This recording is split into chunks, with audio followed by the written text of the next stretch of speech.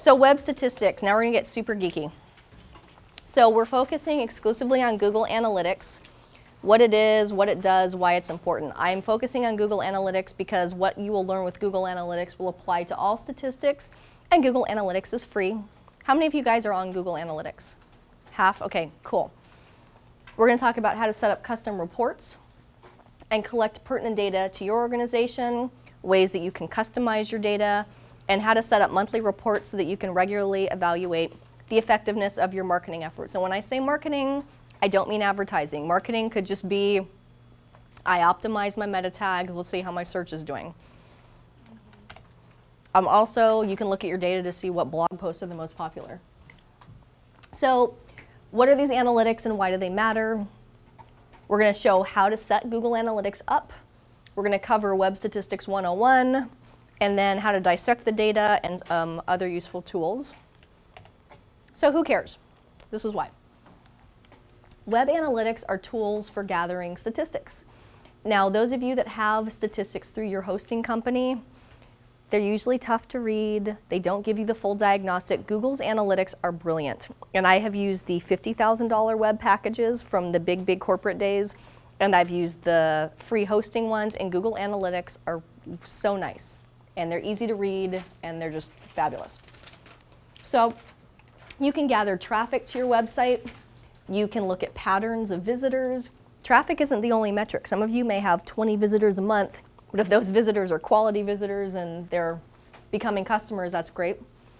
I like to look for patterns. I notice my web marketing therapy traffic totally goes away on the weekends. So that shows me my readers are work people. It summarizes activities. You can look at purchases, patterns. You can look at top sources for website traffic. So where's my traffic coming from? Is it coming from Google?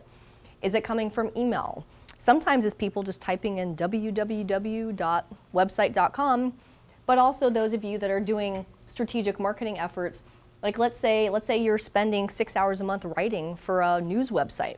Well, you want to see where that traffic comes from. When I write for Wilson Web, you better believe I look at the traffic, and I make sure that my free time to write content for them is driving traffic to my site. I also ask in my marketing questionnaire for new clients, how did you find us?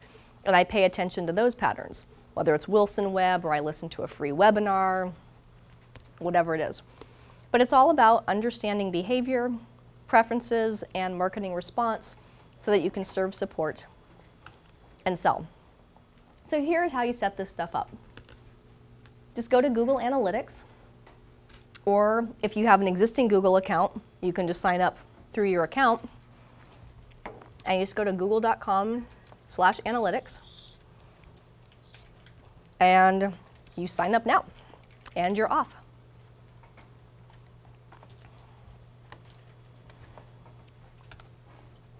And you hit the sign up button, and you're off and running. And you put in your website name. And some of you may have 12 websites. Well, that's fine. There's no limit. You can create all the accounts you want. You can give it an account name. It will automatically default to your website name. If you want to call it something else, feel free to do so. Country, time zone, they do that so they're able to give you diagnostics from other countries. And this is nerdy, but this is what you get. Big piece of code.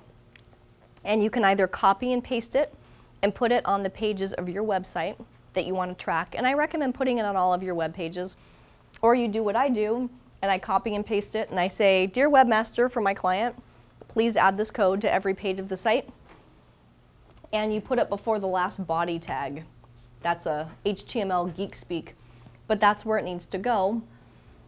And then once it's there, you hit finish, and Google will be able to tell when you're getting data. Google will only be able to give you data through analytics once the code is on your site. So the data starts the day that you put that on.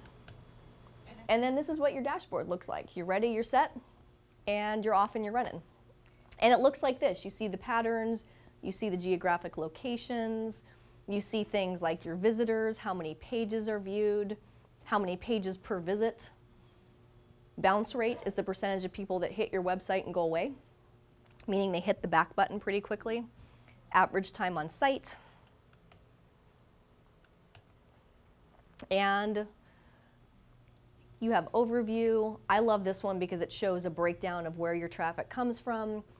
Referring sites means sites like Facebook, or it could be maybe you have a fan, who's sending traffic to your site.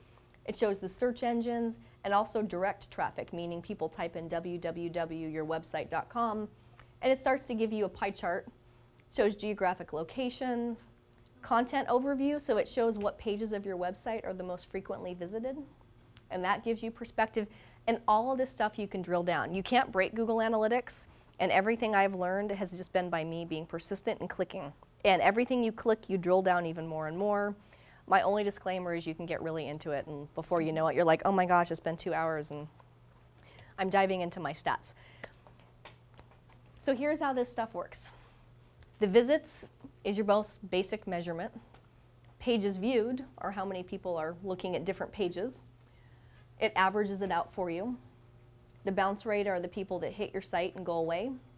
And the time on site, are people staying for 30 seconds? Are they staying for 10 minutes? Usually the more content you have, the longer people stay. And that's just because they stay and they read. And the percentage of new visits as well is something that you can look at. So I like to look at it just to understand. I'm big on listening. How can you listen to your users' behavior? You can watch what's going on. And you can break out things about different, you can look at what browsers they use, where they're at. You can also create custom reports. This is a little more advanced. This is in beta mode, meaning it's just being tested, but you can create your own custom reports down to visits, day, whatever. I mean, you can say to Google, I want my data to come and look however you want it. I personally don't use this tool, but I have clients that do. But it's something that's under custom reporting, and you're able to use that. I look at my dashboard and I just click around.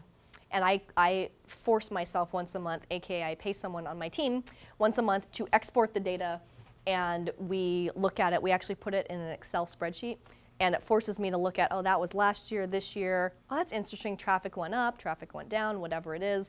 And we do that for multiple clients as well. Goals are something that any of you can take advantage of.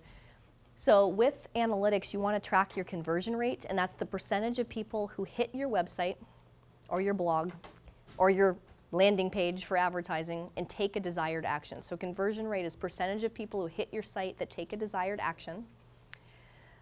And you can track newsletter signups, you can track product purchases, downloads, and it's something that you just have to set up. So it lives here under goals. And if you want to set up your goals, then you just click that. And you tell Google, e-newsletter sign up, product purchase, contact, thank you, brilliant, contact submission form, free download, whatever it is. And you can have multiple goals, and you set it up. And it's set up by giving it the thank you page. So let's say someone fills out the contact page of your website, and once that contact form is completed, it's usually called the thank you page, and you put that URL into your analytics. And it's pretty nerdy, but this is how it looks. And you go through the process. You can even put a dollar amount. You can give the goal a value. So let's say you're selling, a product, then you can say it's XYZ amount. And then once you set it up, you can start to read your goals. So like for my business, I have a newsletter sign up. You can create an account. You can download a product, which are our free products. And I like to see what patterns are going on. But it summarizes it under the goals area. And it's just one more way that you can use the web statistics to understand what's going on.